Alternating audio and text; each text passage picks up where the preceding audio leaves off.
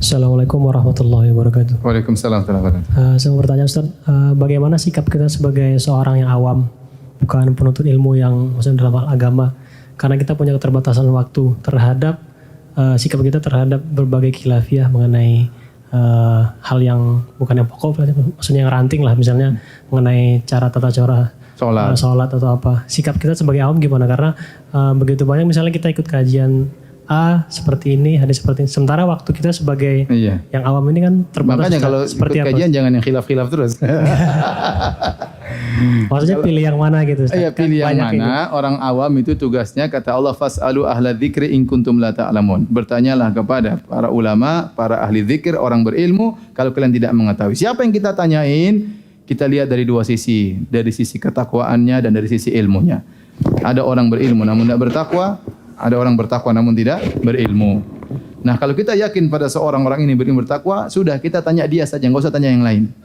Tanya, masa kita yang dia ini pakar misalnya, ini pakar ibadat, oh ini pakar muamalat, ini pakar akidah misalnya. Kita tahu dan kita ini orang berhak untuk kita tanya dan kita bisa bertanggungjawabkan di hadapan Allah, maka tanya dia. Jangan tanya sesuai dengan hawa nafsu kita.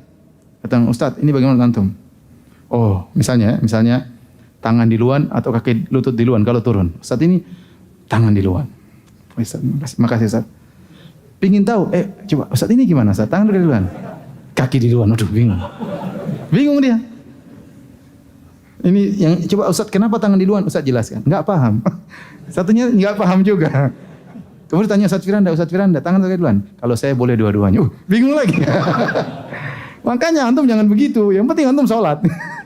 Antum tanya cukup sekali saja kepada orang yang antum apa? Antum bisa bertanggungjawabkan di hadapan Allah Subhanahu wa taala. Makanya kata Imam Malik kafa bimalik hujjatan baini wa bainallah. Kama qala. Kata Imam Syafi'i rahimahullah taala, cukup Imam Malik adalah hujjah antara aku dengan Allah Subhanahu wa taala. Artinya ini guru ke Imam Malik.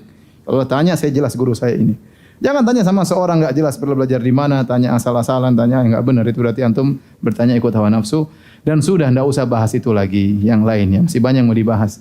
Antum bab nikah belum belajar, bab poligami apalagi, bab cerai belum, masih banyak belum dibahas. Akidah masih banyak belum dibahas. Ini tanya tangan dulu, lutut dulu, tangan lutut sampai kapan begitu? Ustaz gerak-gerak atau tidak? Ente enggak usah gerak, tangannya begini aja sah. Ini cikadar sunnah, mau gerak, mau tunjuk enggak? Kalau enggak tunjuk pun tetap sholatnya apa? Sah. Sudah antum dengar sekali, antum percaya sudah.